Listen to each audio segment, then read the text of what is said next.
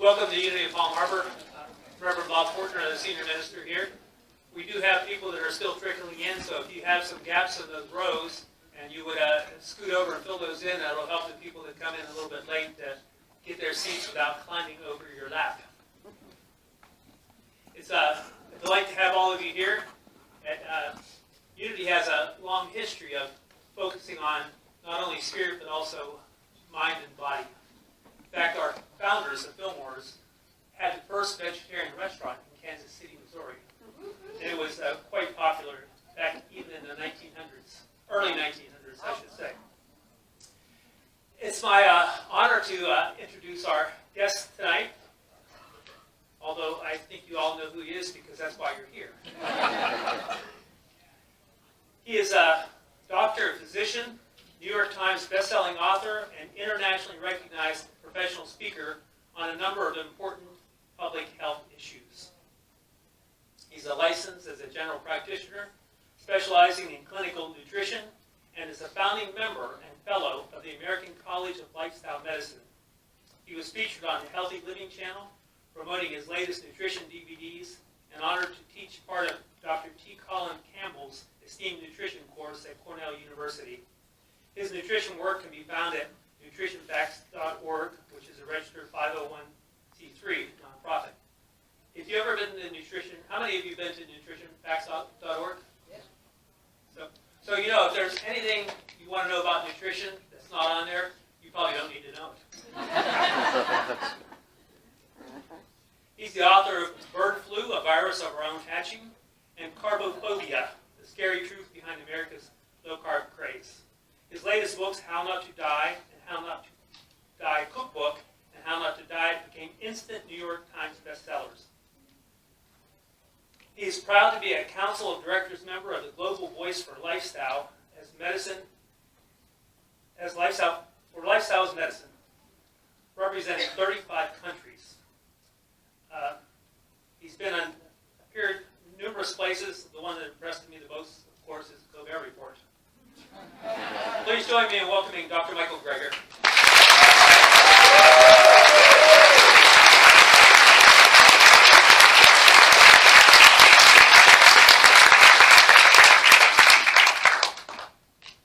Hold on 1 second.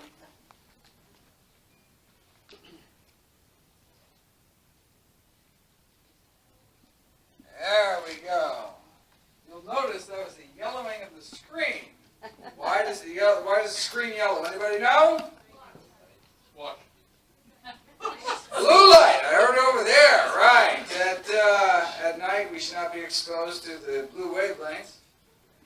So there's a free app called Flux that actually changes the color of your screen. All right, hold on.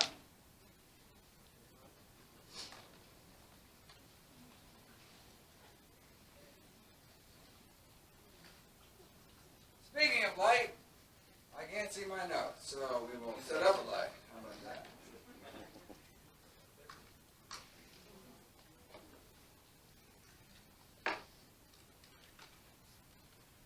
Talk amongst yourselves.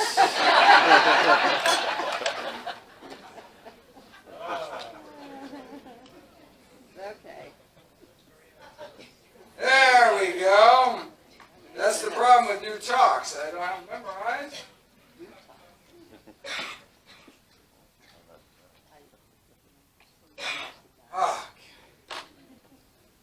How's that sound? The cheap seats in the back. We good?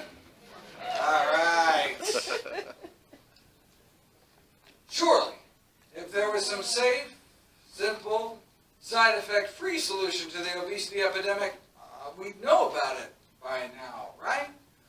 Well, I'm not so sure. It may take an average of 17 years before research findings make it into day-to-day clinical practice. To take one example that was particularly poignant for my family, heart disease. Decades ago, Dr. Dean Ornish published evidence in one of the most prestigious medical journals in the world that our leading cause of death could be reversed without lifestyle changes alone. Yet, hardly anything happened. Even now, hundreds of thousands of Americans continue to die every year needlessly from what we learned decades ago was a reversible condition. I had seen it with my own eyes. My grandmother was diagnosed and cured of end-stage heart disease by one of Dean's contemporaries, Nathan Pritikin, using similar methods.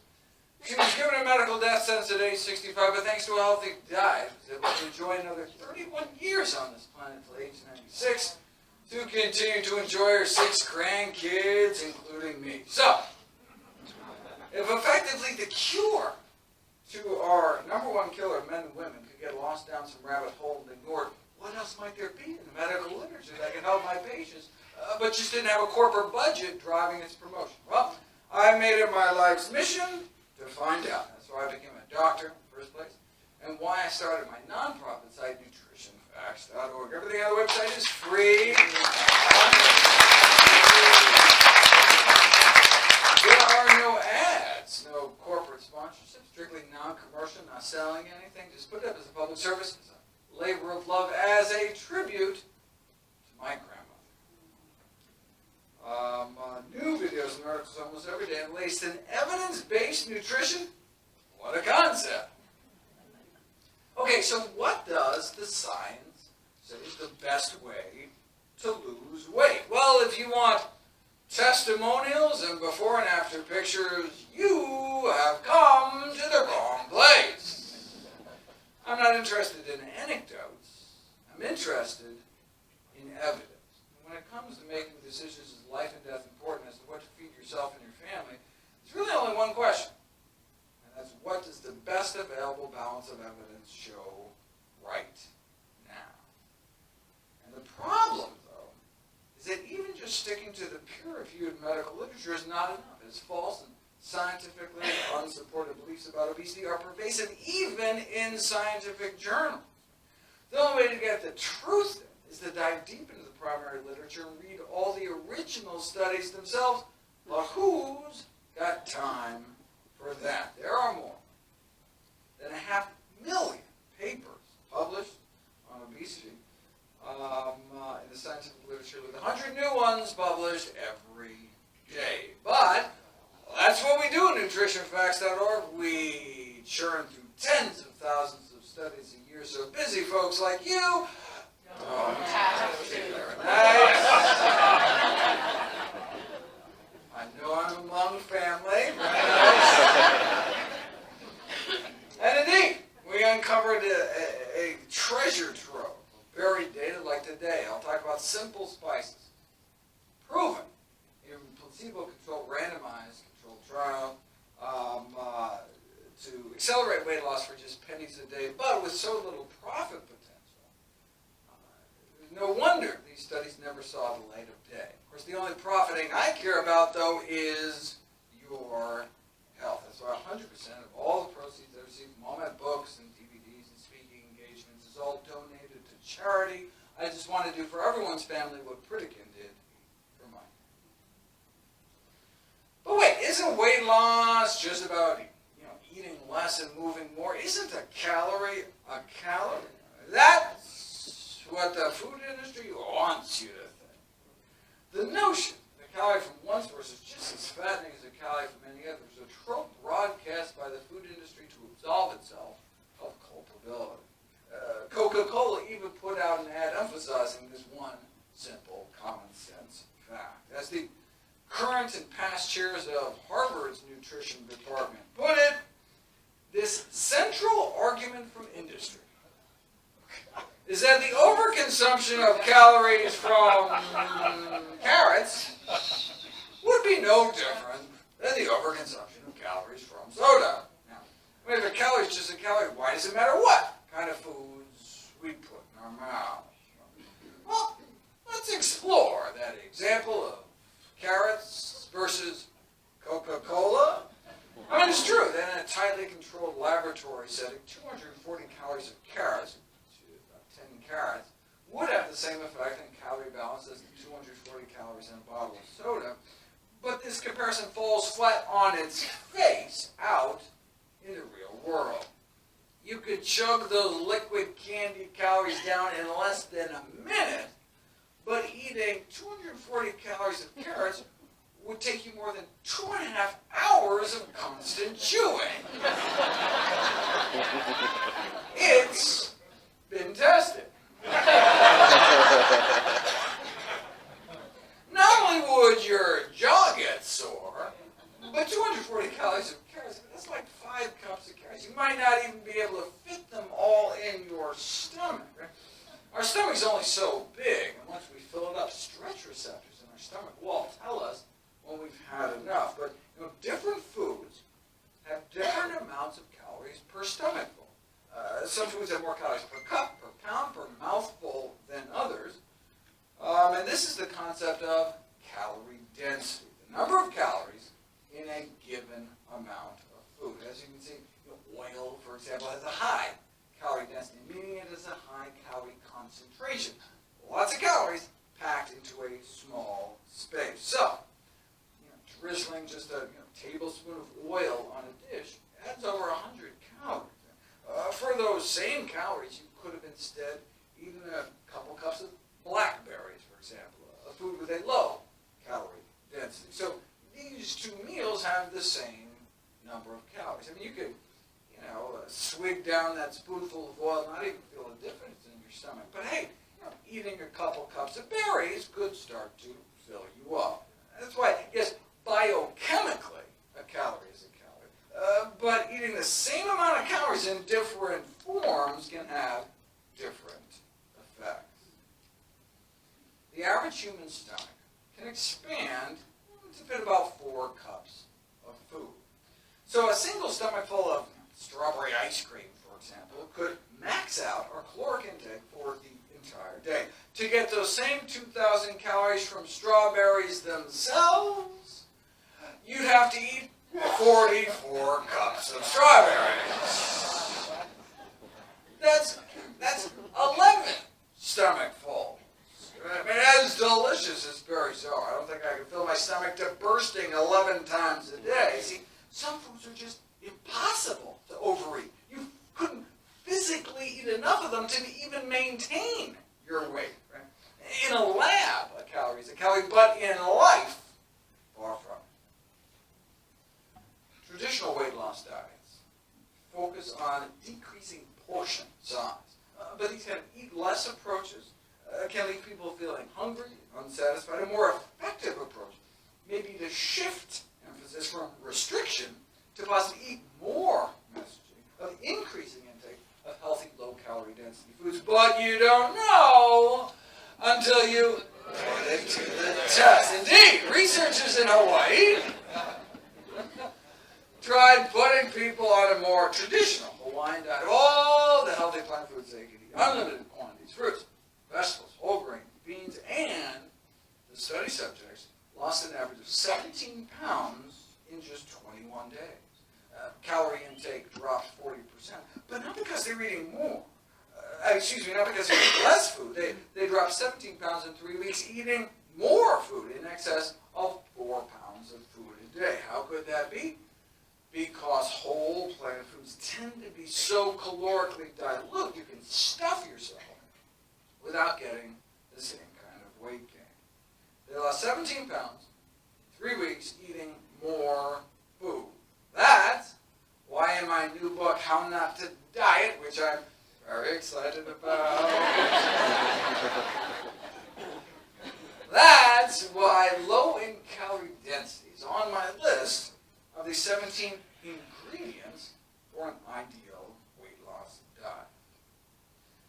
Since Americans average about 3 pounds of food a day, if you stuck with mostly these foods, you could see how you could eat more food and still shed pounds.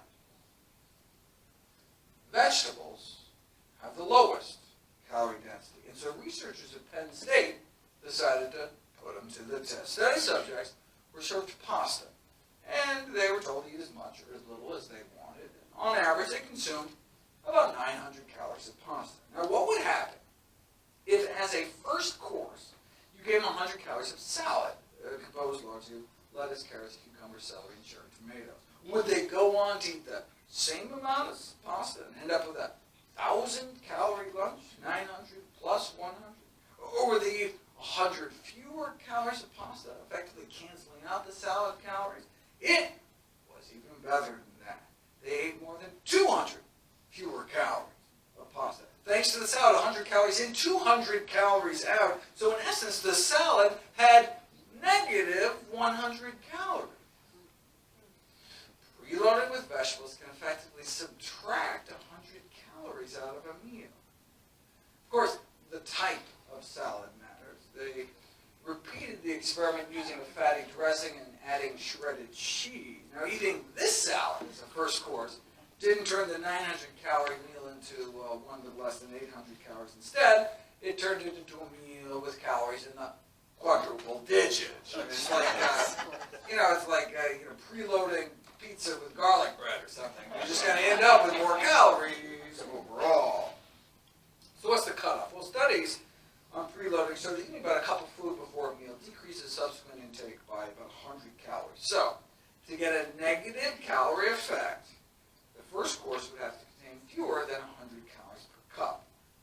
As you can see, that's most fresh fruits and vegetables. I bet having something like a dinner roll simply wouldn't work. But hey, give people a large apple to eat before that same pasta meal, and rather than consuming about 200 calories less, it was more like 300 calories less. How many calories does an apple have? It depends on when you eat it. Before a meal, an apple effectively has about negative 200 calories. You can see the same thing giving people vegetable soup as a first course. Hundreds of calories disappear. In fact, one study that tracked people's intake throughout the entire day found that overweight subjects randomized to pre-lunch vegetable soup not only ate less lunch, but deducted an extra bonus 100 calories at dinner too, a whole 7 hours later. So, the next time you sit down to healthy soup, you can imagine calories being veritably sucked from your system with every spoonful.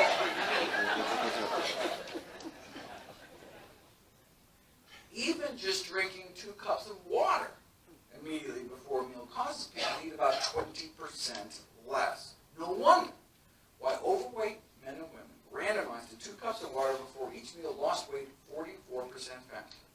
2 cups of water for each meal, 44% faster weight loss, but you're never going to see an ad on TV for tap water. That's why we've never heard about it. But that's why negative calorie preloading is on my list of weight loss boosters, which are all the things I can find that can accelerate weight loss regardless of what you eat the rest of the time. Anything we can put on that first course salad to boost weight loss even further? Well, in my Amping AMPK section, I talk about ways to activate an enzyme known as the fat controller.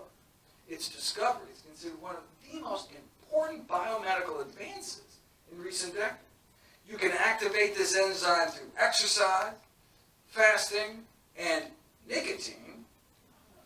But is there any way to boost it for weight loss without sweat, hunger, or the whole dying a horrific death from lung cancer thing? Well,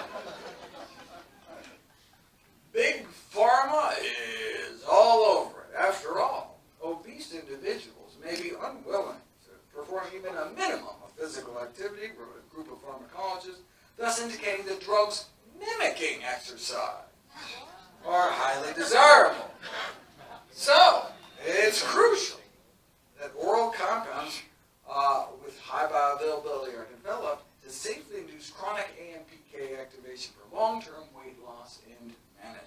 But there's no need to develop such a compound since you can already buy it in any grocery store. It's called vinegar. When vinegar, acetic acid, is absorbed and metabolized, you get a natural AMPK boost. Wait, enough of a boost to actually lose weight with a typical dose you might get dressing a salad? Well, vinegar has been used as a remedy for obesity for centuries, but only recently has it been put to the test. A randomized, double-blind, placebo-controlled trial on the effects of vinegar intake on the reduction of body fat in overweight men and women. The subjects were randomized to drink a beverage every day containing 1 to 2 tablespoons of apple cider vinegar, or a placebo-controlled group drinking a beverage developed to taste like the vinegar drink, but made with a different kind of acid, so it actually didn't have any real vinegar in it. So, 3 months in, the fake vinegar group actually gained body fat, as overweight people tend to do over time, but the genuine vinegar groups significantly lost body fat, as determined by CT scan.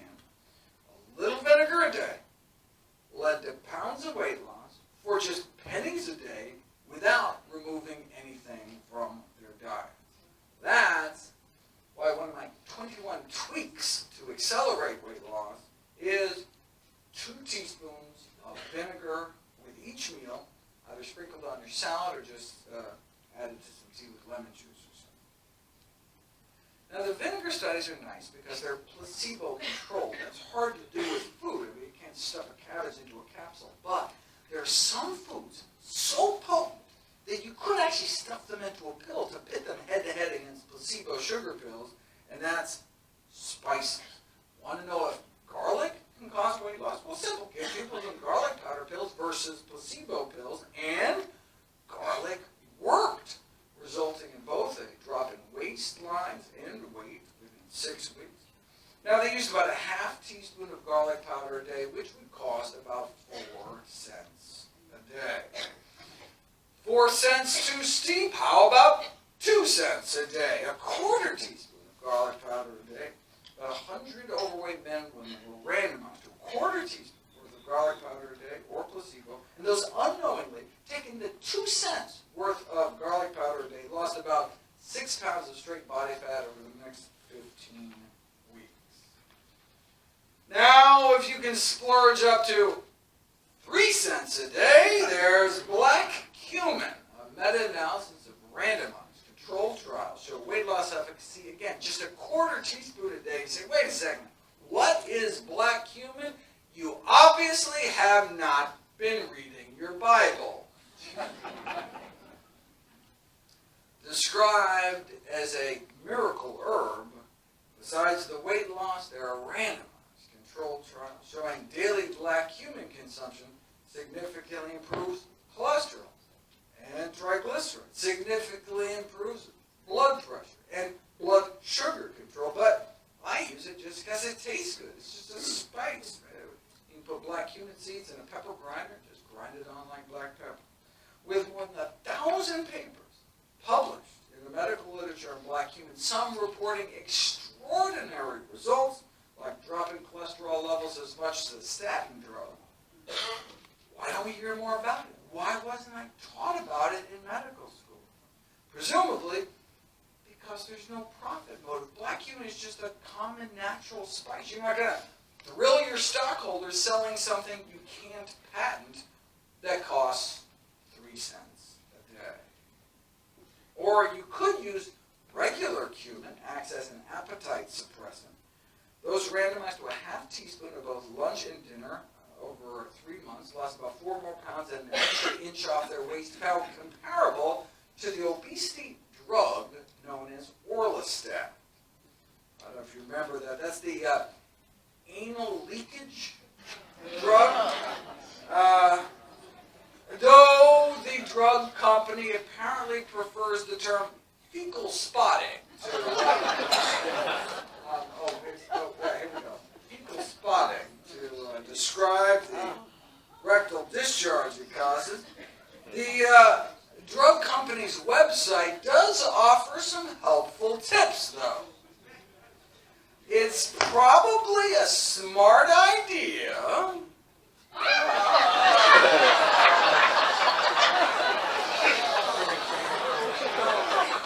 It's probably a smart idea to wear dark pants and bring a charm change of clothes with you to work, you know, just in case their drug causes you to crap your pants at work.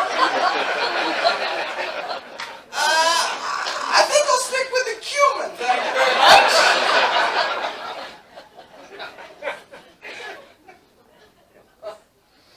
Cayenne pepper can counteract the metabolic slowing that accompanies weight loss and accelerate fat burning as a bonus.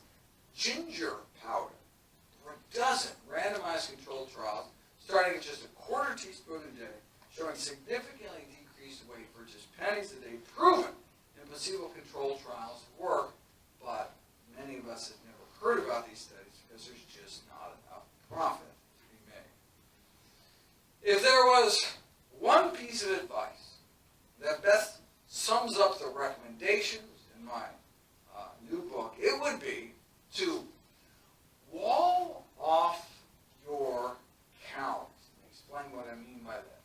Animal cells are encased only in easily digestible membranes, which allow the enzymes in our gut to effortlessly liberate the calories within a steak, for example.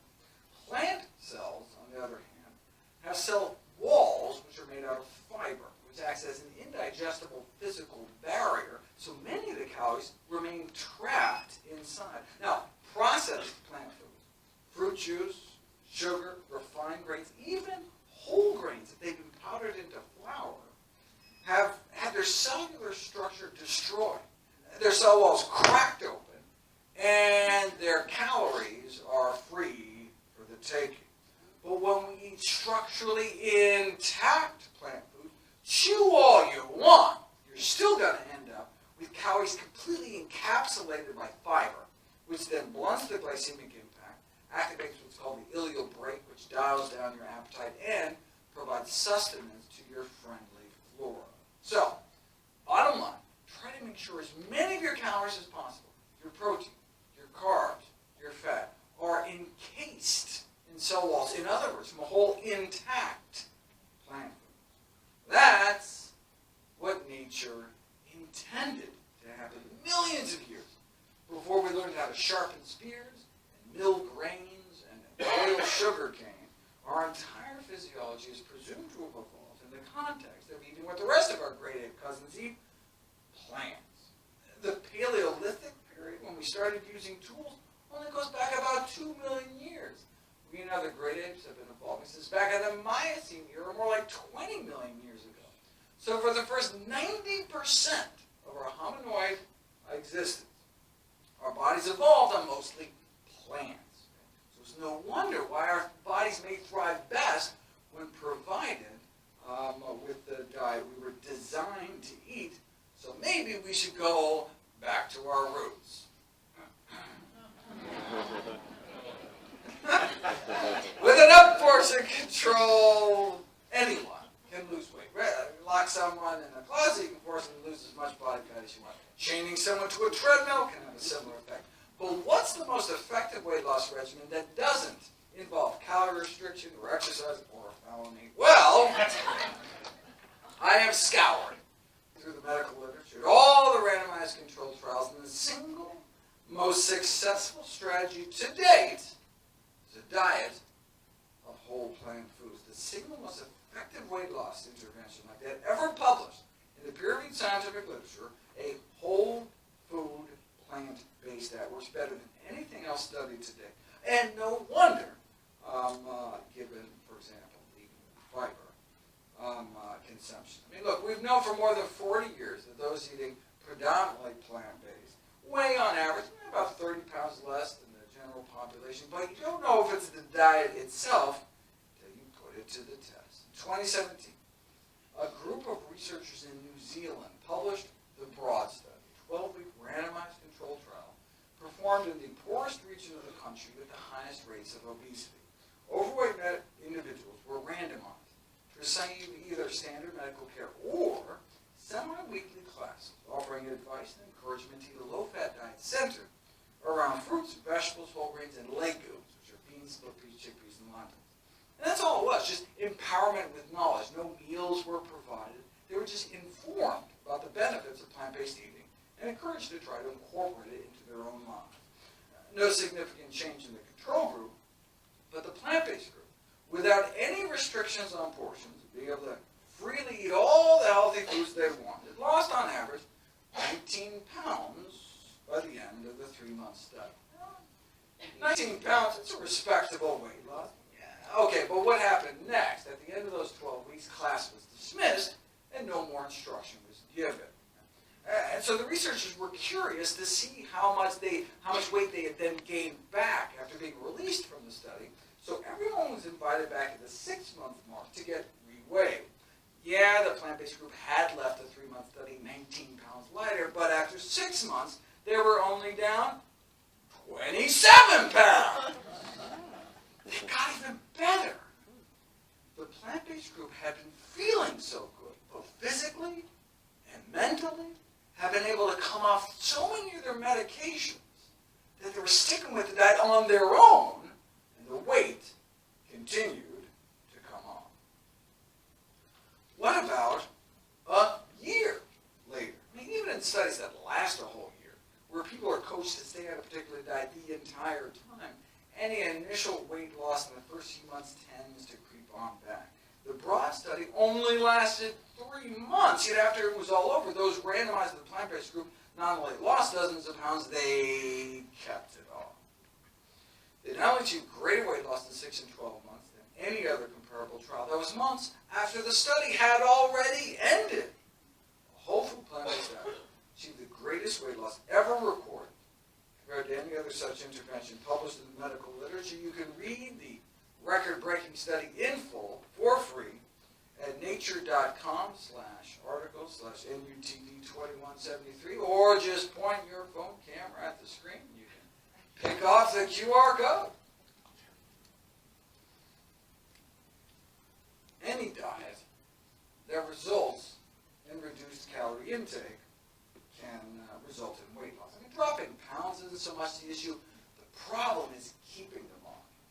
And a key difference between plant-based nutrition and more traditional approaches to weight loss is that people are encouraged to eat ad libitum, meaning eat as much as you want. No calorie counting, no portion control, just eating. The goal is to improve the quality of food rather than restricting the quantity of food. If you put people on a diet packed with fruit, vegetables, whole grains, and beans, and allow them to eat as much as they want, they end up only eating about 50% fewer calories than they might have otherwise. Just as full on half the calories. But how can you keep people satisfied cutting more than 1,000 calories out of their daily diet? How do you do it? You do it by having them eat more high-bulk, low-calorie density foods and vegetables, fruits, whole grains and beans, and fewer calorie-dense foods like the meats, cheeses, sugars, and fat. But it may not just be all on the calories in side of the equation. Those eating more plant-based appear to be effectively burning more calories in their sleep.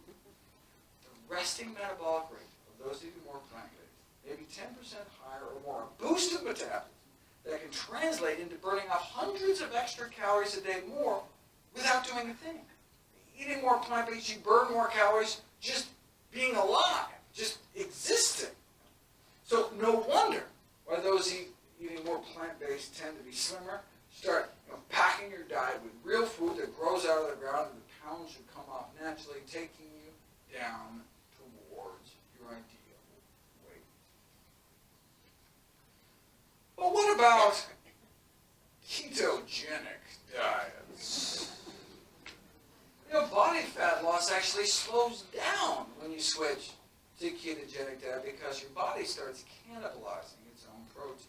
Just looking at the bathroom scale, though, the keto diet seems like a smashing success. Losing less than a pound a week on the regular diet to, boom, 3.5 pounds within 7 days after switching to keto. But what was happening inside their bodies tells a totally different story. On the ketogenic diet, the rate of body fat loss was slowed by more than half. So most of what they were losing was water, but they were also losing protein, also losing lean mass. That may help explain why the leg muscles of CrossFit trainees placed on a ketogenic diet may shrink as much as 8% within 2 months. Exercise is supposed to make your muscles bigger, not smaller. But that's what you get on a ketogenic diet. Of course, look, even if keto diets worked, the goal of weight loss is not to fit into a skinnier casket. People whose diets even tend to trend that way appear to live significantly shorter lives. On the other hand, even just drifting in the direction of eating more healthy plant foods is associated with living longer. Those going the other way, though, those who are plant-based but then go back to eating meat at least once a week or more, not only appear to double or triple their odds of diabetes, stroke, heart disease, weight gain, but also they suffer an associated 3.6-year drop in life expectancy. That's going from no meat to just once a week meat or more. Low-carb diets have been shown to impair artery function and worsen heart disease. Whereas whole food plant-based diets have been shown to actually reverse heart disease. That's what Dean Ornish used. So it appears to be the most effective weight loss diet. Also appears to be the only diet ever proven to reverse heart disease in the majority of patients. If my grandma didn't have to die like that, maybe no one's grandma has to die like that. If that's all a plant-based diet can do, reverse the #1 killer of men and women, shouldn't that kind of be the default diet to prove another one? And the fact that can also be so effective in preventing, arresting, reversing other leading killers like type 2 diabetes and high blood pressure would seem to make the case for plant-based eating simply overwhelming. One diet is shown to do all that, a diet centered around whole plant foods. Not there like mortgage or health to lose weight. The single healthiest diet also appears to be the most effective diet for weight loss. After all, permanent weight loss requires permanent dietary change. I mean, healthier habits just have to become a way of life. If they're going to be lifelong, you want them to lead to a long life. Thankfully, the single best diet proven for weight loss may just so happen to be the safest, cheapest way to eat for the longest, healthiest life. Thank you.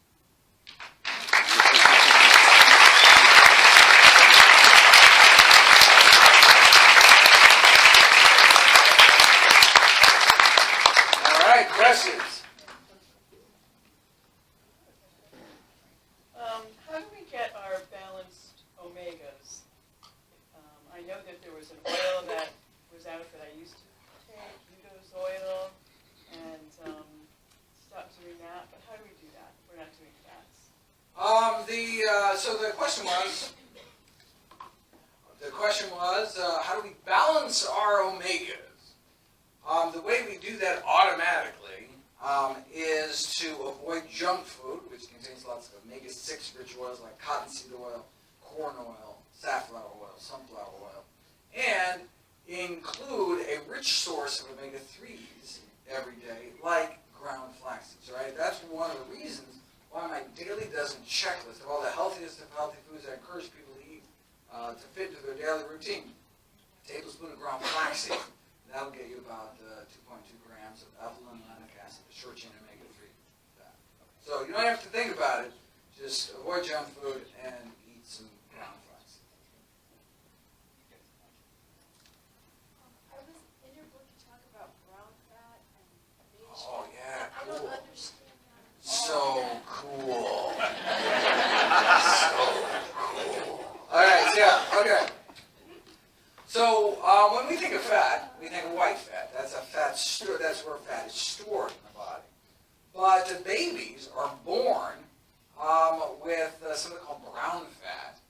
The reason they call it brown is because it's very, very rich in mitochondria, little power plants in the cell, which use iron to produce energy. And it has rich with blood vessels, so it looks brown just when you look at it.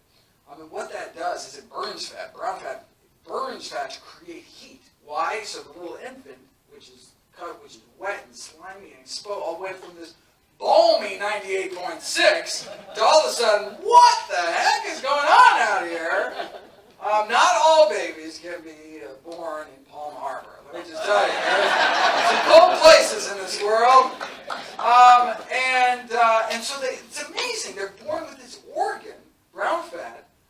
It's in their neck and upper back that burns the fat, and it creates heat. It's like a little radiator in their body. Okay, and so we thought that dwindled away when we got older, right? was just for infants, and then all of a sudden we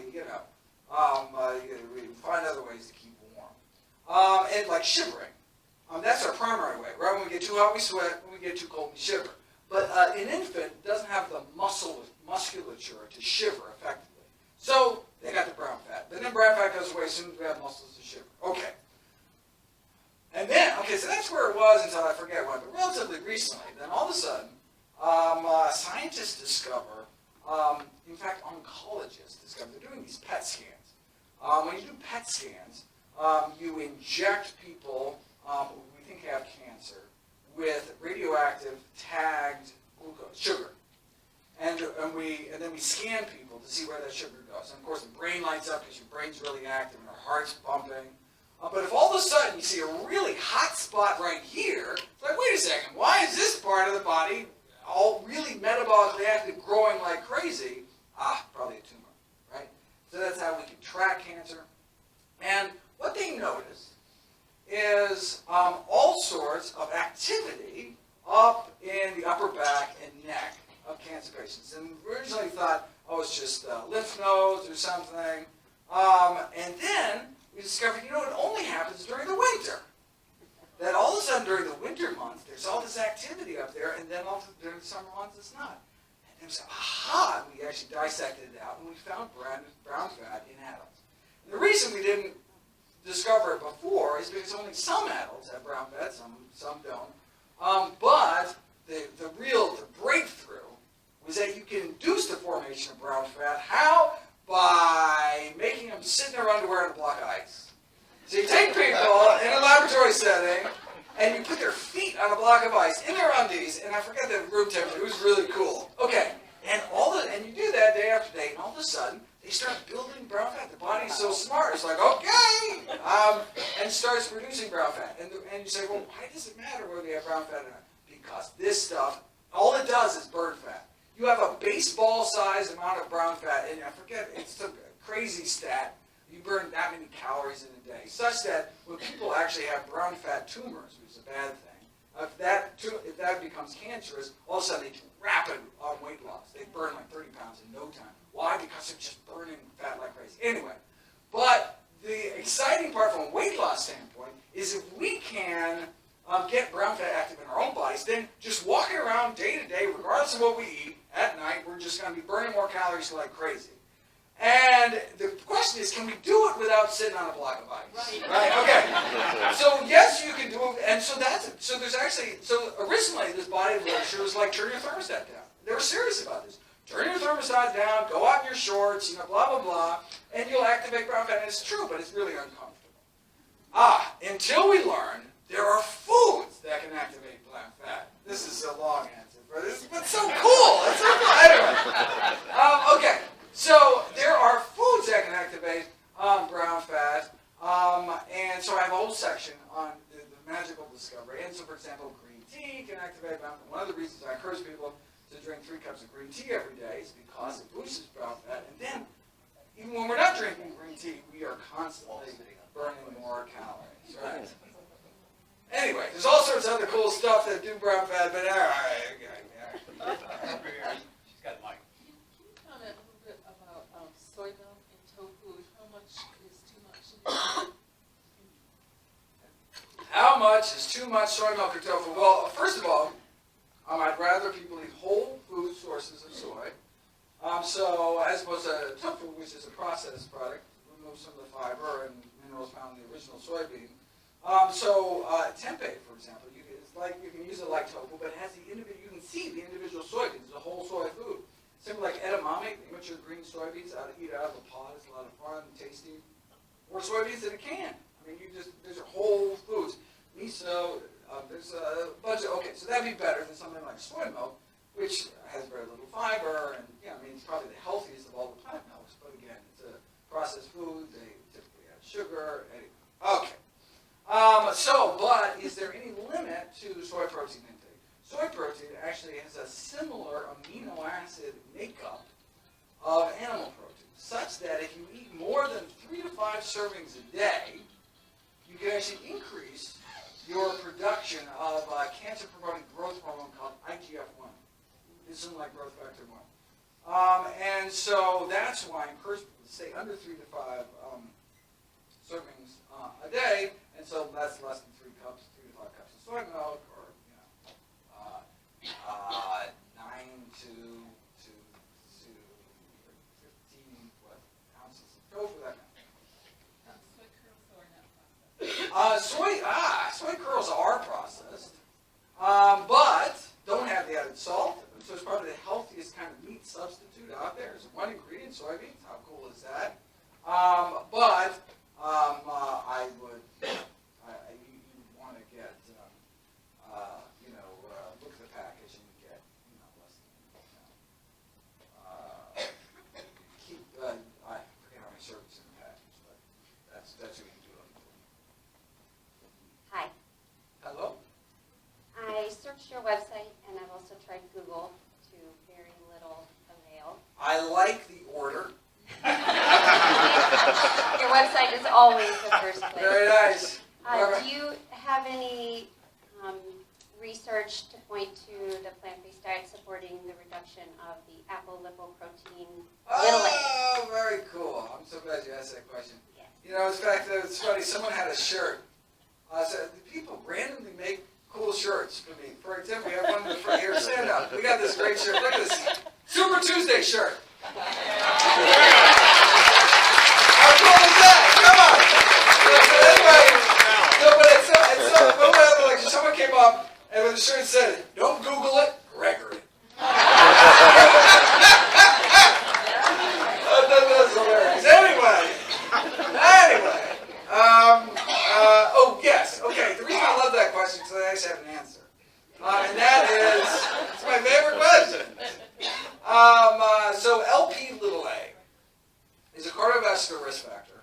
And that's what you see when, so anytime a doctor sees a young, vegetarian, non-smoker athlete with multiple strokes and heart attacks all of a sudden out of nowhere, that's what we look for, Lp(a). So it is a largely genetically determined risk factor. Some people are just win or lose the genetic lottery and have really high levels or really low levels, as opposed to cholesterol, which is almost all diet.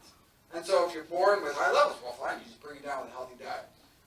And so the reason and you said, well, if there's nothing we can do about it, if it's just genetics, why get it tested? Like, why do we care? If we can't do anything about it, why test it? The reason doctors have been testing for it, and again, you'd only think about it if you had lots of young, healthy people in your family getting cardiovascular disease.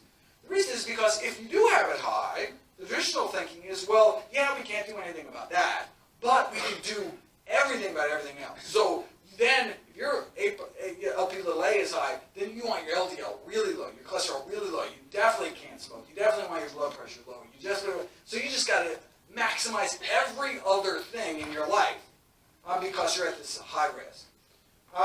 Okay, but then we finally had some dietary intervention. The reason we thought diet had nothing to do with Lp(a) is because whole food plant-based diets had never been put to the test. And finally, they just did. They just published it, and indeed dropped Lp(a) levels 20%. Nothing has ever been shown to do that, but a whole food plant-based diet was. Okay, 20% though, unfortunately, people can have really high levels. There can be 1,000-fold difference in levels between people. Some people have 0.1, some people can have over 100. And so 20%, yeah, that's great, but we want it lower than that. Are there any plant foods in particular that can bring Lp(a) level? What if you're already eating that way and you still have high levels?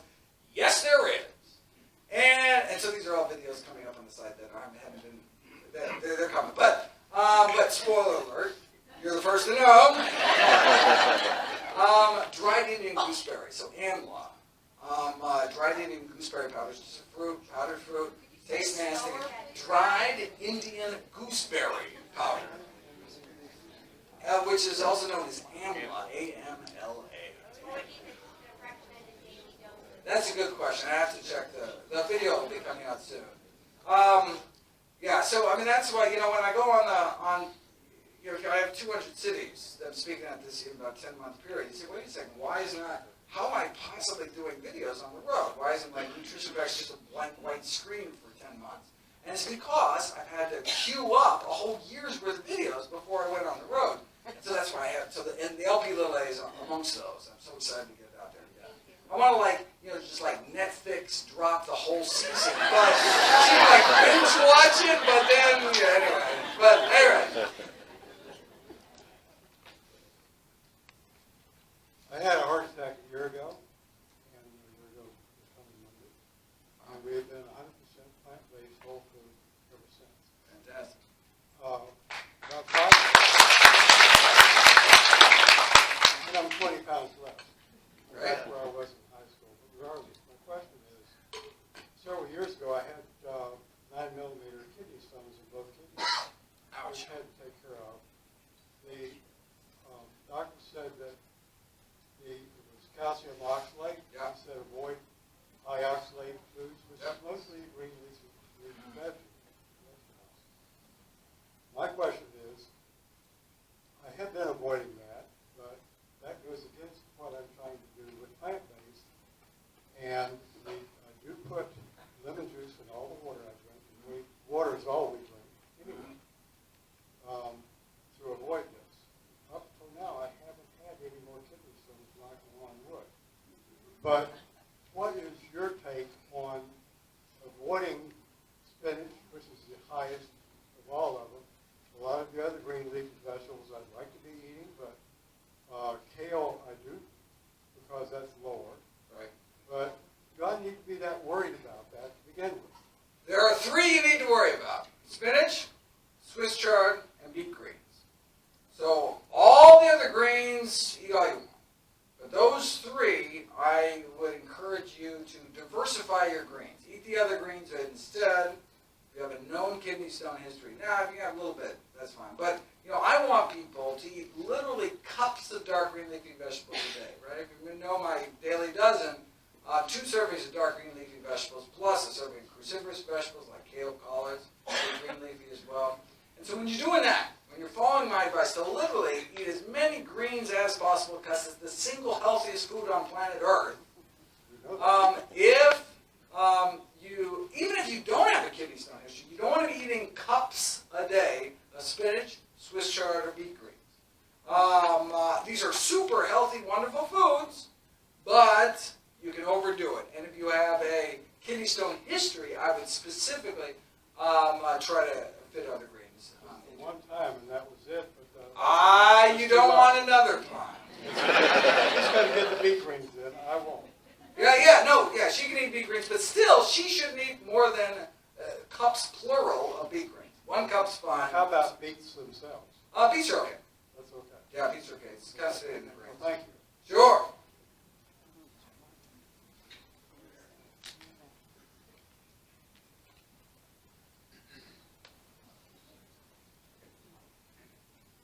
Okay, if you're healthy, you don't have kidney issues, you don't have many issues at all.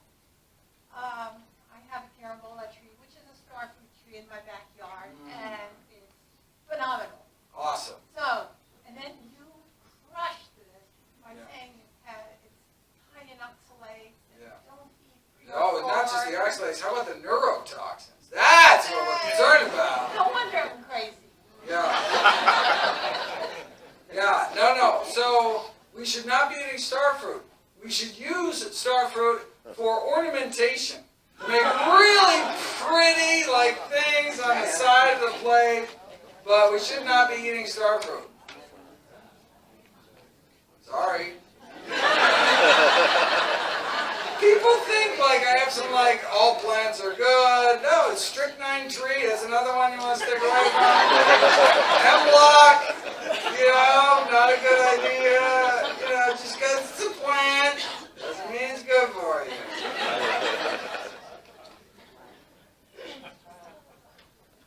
Hi, I've been vegetarian. I started Macrobiotic in 1981. Could you please speak to how much protein a woman and a man is supposed to have? No problem. 0.8 grams per healthy kilogram of body weight for both men and women. That is the Institute of Medicine recommendation.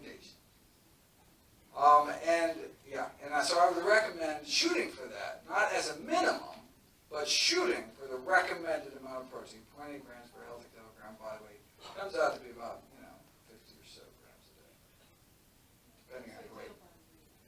Yeah, so ideal body weight. So if I know what your ideal body weight is for your height, right, and then you, in kilograms, and you multiply it by 0.8. That's how many grams a day of protein you want. I have fourth stage kidney disease, and I've had diabetes for 35 years, which caused it. Yep. I've been a vegan for 6 weeks, Wonderful. and it has cut my insulin. It has cut my insulin from 20 grams, 20 units a day to 4. Fantastic. I don't know if it will help the kidney disease because it's severe. Will it help the kidney disease? It should help the kidney disease. So have you gotten retested? Your GFR, your creatinine? It's improving. Well, there you go. There's your answer. Fantastic. Keep it up. Keep up the good work. I wish we had gotten to you earlier. Will. Yes, I have a friend who did that. Had stage 4 kidney and a disease. You're a pretty good speaker. I've got to give you that. Thank you. You have said stuff about humanoids in history. Humanoids? Yes. Hominids? Yeah. Uh, Okay, either way. Either Same way, thing. Yeah, same thing, really. similar to humans, Right, but right. not quite. My question is more of what you believe, Yeah. because you're the type of guy that likes to reference many things before he speaks. Yes. Like science. In your opinion, Yeah. what do you feel defines humans? A lot of people say Yeah. it's the utilization and creation of fire. Do you believe that humans existed prior to fire, came about during fire, or after fire? So is this like an evolution question, or? Yeah, well, it's just kind of your feeling. What, Yeah, well, do you see, think humans were see, defined but by see, feelings get no credit. Beliefs, right? I mean, so when it comes to we can think there's data, there's evidence, like we can look at that. Now, in terms of how we want, where is there a bright line where we're gonna, put Homo sapiens, and is it, 200,000 years ago, is it a little earlier, a little later? I mean, regardless of what we call it, I mean, it wasn't like March 3rd. And all of a sudden, they're like, boom, right? It was a transition. Correct. And so the way we differentiate species is interbreeding. So the moment that all of a sudden, humans couldn't interbreed with the next species down, all of a sudden, there's a separate species. It couldn't create fertile offspring. Thank you. But No problem. what I'm trying to get clear is, Yeah. when you talk about certain foods as being healthy, Yeah. or what we think is healthy, if you think that the human experience happened prior to the control and understanding of fire, Yeah. we wouldn't be able to eat some of the things that we eat now. And that kind of makes things a little questionable for me. Like beans, I understand beans can have a tremendous impact on things, but you really can't cook certain types of food. I understand we existed prior to fire. Yeah. So if we obviously existed prior to fire, it seems like people are Yeah, talking about vegetables yeah, and no, fruit. it sounds like you're trying to make an argument which is referred to as the naturalistic fallacy, which is that which is natural is good, right? It's like just because we evolved without shoes doesn't mean shoes aren't good. Like, but there's some advantages, right? We have technology. We can do amazing things now that we didn't before. So just because we evolved in one state doesn't necessarily mean it's the best for us now. So, for example, back then, all that mattered primarily was getting to reproductive age to pass along your genes, right? But now we want to live a little longer than puberty. And so there may be different. And so back then, who cares about Alzheimer's? Evolution wasn't selecting people who could live long, healthy lives. It was selecting people so they could just live long enough and pack in enough calories to survive the famine to, pass along their genes. But then, the fact that we're putting on all this body weight very easily is not so great when you drop them down into, the land of plenty. And that's why one of the reasons we have obesity, we have these long issues with chronic disease. But what's amazing is we have something called the scientific method, where we can actually put different diets to the test and find out, regardless of what we were eating a million years ago, what's the best now. And only one diet has ever been proven to reverse the number one reason you and all of your loved ones will die. And so, what's the question?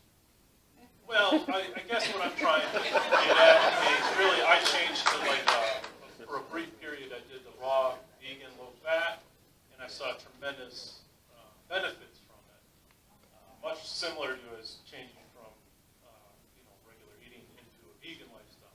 But I've been reading a lot about people in the low fat, raw, vegan aspect. I know you write quite a bit about it, and I just haven't quite got there yet. All right. I kind of think it's the path, but I don't know yet, and I guess that's what you learn each day. So, but I guess thanks for trying to clear it up. Anytime. Okay, I think we got time for 3 questions here. All right. Left, all right? Final 3. We'll just go down in order. Dun, dun, dun. 1, Now the pressure's on. 2, It's gonna be good. 3. All right. Hello. Oh, all on this side? Is that fair? Is that fair? Okay. I've been looking at a lot of the videos, and they're great. Would it be possible when you say that 10 out of 12 pomegranate juices didn't have pomegranate in there to name which companies? Because it's very hard to know which ones are legit and which ones are not, and there seems to be no, thank you for that question. I have a lot of videos that have these really frustrating conclusions, like when they look at supplements, and they find that the majority of herbal supplements, for example, actually don't have the herb that's listed on the label inside the actual pill. I mean, that's outrageous, right? And so the question was, well, wait a second, which ones? Give us the brands. And the reason that I don't is because they don't say in the study. Why don't they say in the study? The reason is because the only way they can get the company's cooperation, permission to go in and test their product, is if they promise to keep it confidential, and which of course kind of implies that they're a little concerned about their own products. And so that's why we just get the 10 out of 12, the whatever, very frustrating. Anytime they actually do name names, I am right up front. I will absolutely say it. But the only times I don't say it is because of some kind of non-disclosure agreement, it's not in the paper itself. Consumer Labs actually buys the stuff and they actually analyze it Yeah. themselves, and that might be something we're missing. Yeah, so there's a for-profit entity called Consumer Labs, which has had real issues in the past with transparency and commercial corruption. And so they do third-party testing of supplements, and they purport to be kind of this Ralph Nader, they even have consumer in the title. But they're a for-profit company and have been found in the past being paid off by companies and promoting some companies over others, whoever pays it. And so it's unfortunate they have that tainting to them. However, they do. I mean, when they have. So I wouldn't put complete trust in their results. So if they say something safe, I wouldn't say it's necessarily safe. But if they do find a contaminant, I think we can take.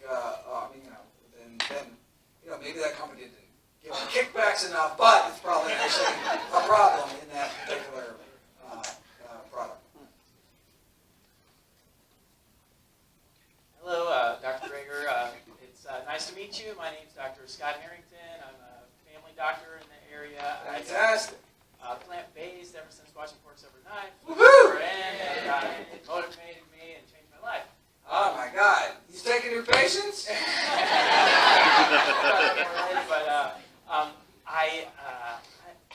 wanted to kind of bring it up because ever since then, I was so inspired by the plant-based diet, with all its benefits, and I tell every single one of my patients, I've heard about the plant-based diet, and you see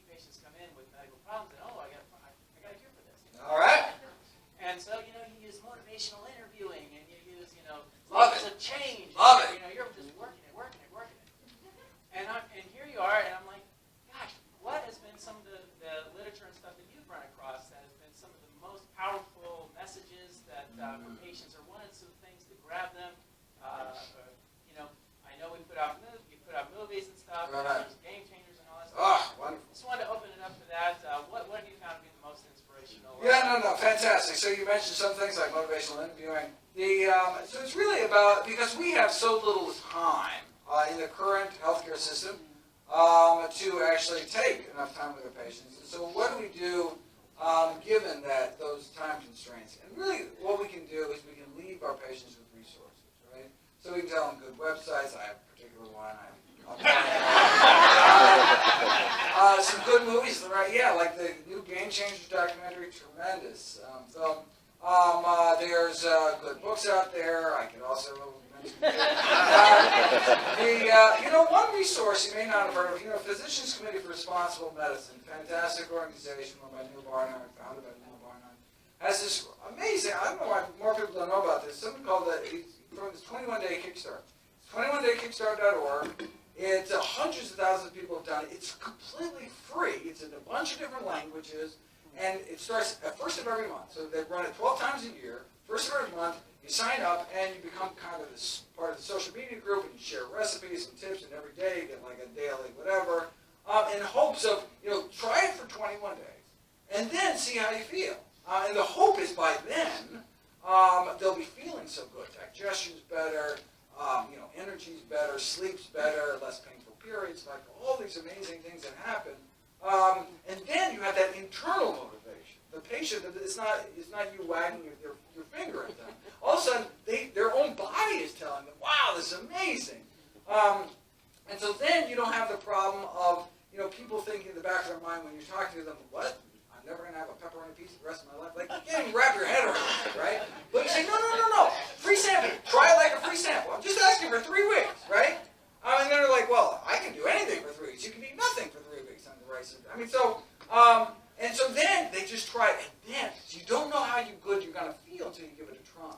So that is just kind of, let's just give it a try. We'll see how it goes. And then you, as a practitioner, can get labs before and after. If you're about to put them on a statin or something, you can, and so then they can see the remarkable changes.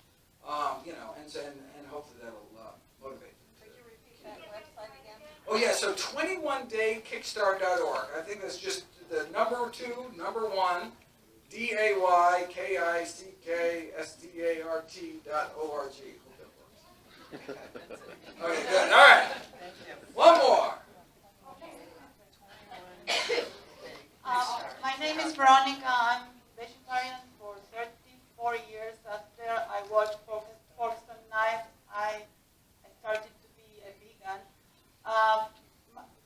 And I can't do a whole plant-based diet, but my problem is my family because they are not agree with that. And it's a social issue too. I have a 15 years old and I first took him the cheese and then I took him off the milk and then the morning starts. And they have isolated soy protein and I heard it's really bad for you, but the cardiologist, because he has high cholesterol, told me it's better than eating meat. What do you think about that? Oh, so I'm sorry. What product? Like Morning Star. Oh, the Morning Star. Yeah. So yeah. Got it. Yeah. A fantastic question. These days there's all sorts of new plant-based meats on the market now. Beyond Meat, the Impossible Burger, and I think what it speaks to, just to take a step back for a moment before getting to the nutrition, is it speaks to this tremendous surge in interest in plant-based eating. The fact that Burger King has ads on TV bragging that their new burger had 100% Whopper, 0% beef. They're like boasting, no meat in our new burger, right? I mean, that's amazing. Dunkin' Donuts and White Castle and Tim Hortons and like all these, Taco Bell just announced they're going to come out with a plant-based thing. I mean, that speaks to this tremendous cultural shift that's happening right now. Okay. And so this is fantastic. Every time I hear one of these things, I jump up in joy. The dairy, companies are going bankruptcy. I mean, we are in a truly unique time. Now, having said that, the industry is not interested, no matter what they say, in your health, right? They're interested in your money. And so the industry historically will give us any kind of junk food we want. We want low fat, they'll give us Snackwell cookies. You know, we'll give you paleo junk food, which really doesn't make any sense, right? Any kind of junk food we want, they'll produce it, right? Whatever, gluten-free, you know, whatever. Okay. So what they can't make money on is real food, right? You can make money on Funyuns, not onions. Because why? Because produce goes bad. It's like the worst thing to sell. You can't brand it. Even a broccoli grower is not going to put an ad on TV for broccoli. You buy their competitors' broccoli. Like, it's just the system is set up, right? You're never going to see an ad on the Super Bowl for sweet potatoes. There's just no money to be made, right? You know, what you want is a snack cake that sits on the shelf for weeks. I mean, that's how you make money, right? Dirt cheap ingredients, brown sugar water, right? And with taxpayer subsidized sugar. I mean, it's just like the system is set up. It's not like a conspiracy. It's just that's how it works, right? We have to make our shareholders happy. And so we should just recognize that and realize that the healthiest foods, these are like the Beyond Meats of the world, the Morningstar sausages. These are great transition foods, right? Not everyone can go all kale quinoa overnight, right? We're talking stepping stone food. So I think that's fantastic for your 15-year-old son, right? To start moving weight, definitely better. All these products are better, but they still have sodium. I mean, there's a lot of, you know, they just have a fraction of the fiber found in the original plants that they were made from. And so, yeah, we can keep moving. You know, so a Beyond Meat burrito is way better than a beef burrito, but a bean burrito is even better. And anyway, I've got a bunch of videos coming up on that actually show the nutritional breakdown, which ones are better, which ones are worse. And so stay tuned for that. And thank you so much, everyone, for coming.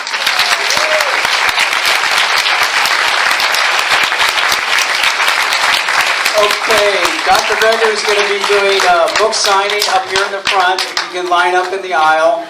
And there's about 15 books left in the bookstore if anybody wants to buy them. All right? You're going to get in line for book signing? Can't get there quick enough. Book signing is going to be right there. Just step in here, I'll hold it. Step over it.